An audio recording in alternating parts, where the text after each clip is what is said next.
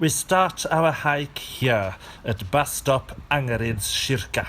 Now across the street is a grocery store, handy in case you forgot the food at home. There's a short walk from the bus stop to Angereds church, which is the official start or finish line of Bohusleden's 5th section.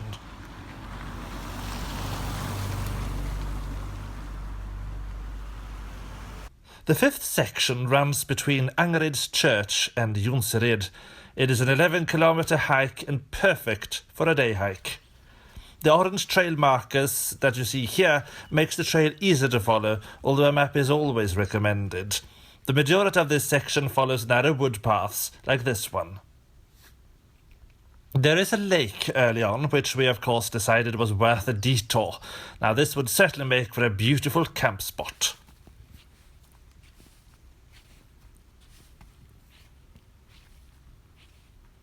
Now back on the trail, we came upon this wooden trail marker informing us that we were now leaving Gothenburg municipality and heading into Partille municipality. Although I have to say the woods looked much the same in Partille as they had in Gothenburg.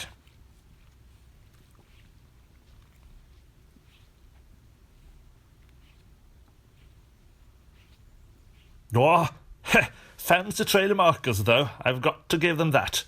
Suddenly, it was our grasp of the world was slipping as we pondered the magnificence of this new trail marker, and it wasn't until we reached a great anticlimactic waterfall that our minds reacquired a proper balance and perspective on the world. Although the trail runs mostly a narrow footpath through woods, there is a short stretch of forest road around halfway in.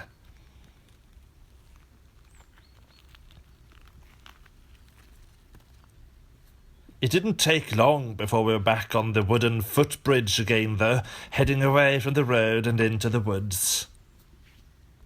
We were now approaching the place where I spotted an elk, or moose, just at the side of the trail last year. Let's look back at that now.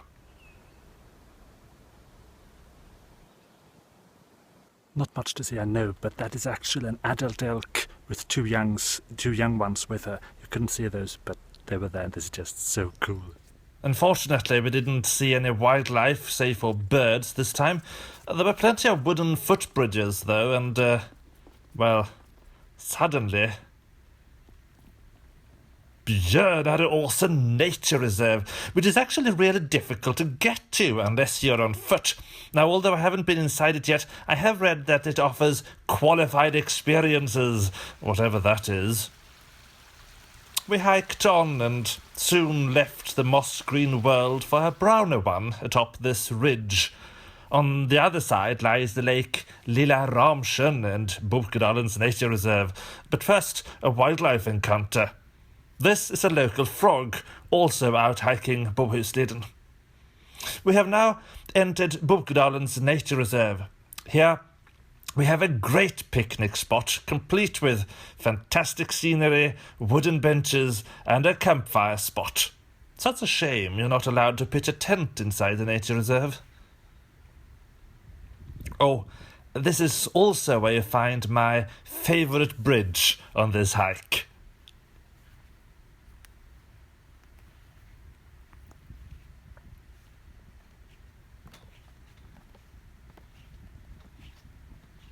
It is a bit bouncy though, and this time it actually touched the water. The view from the bridge is beautiful. Once across, the trail leaves the lake behind for a while, but don't worry, it's only temporary, that it runs very close to the waterline for a while, as you can see here.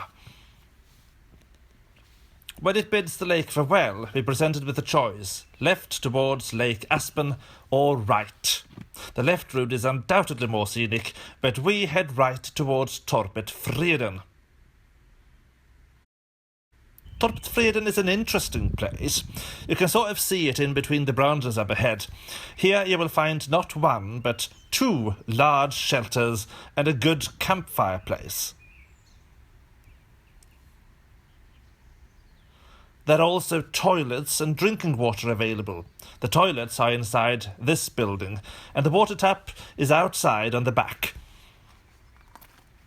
And there's the sign with the Swedish word for water, vatten. And there's the tap. Just press the button and there'll be water. Speaking of water, did I mention how wet it was? Depending on the season and recent weather, you may want to consider wearing boots or even Wellingtons. We decided to walk past Jonsered mansion and head down to Lake Aspen, even though the trail, strictly speaking, doesn't allow for that if you opt to walk past Torpet Freden. It is well worth it, though.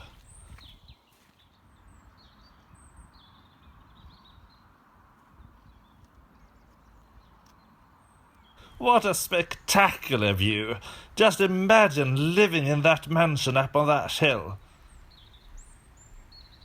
There's the railway, which will bring us back to Gothenburg. But first, one last look at the beautiful lake scenery. We walked along the river to Jonsered train station.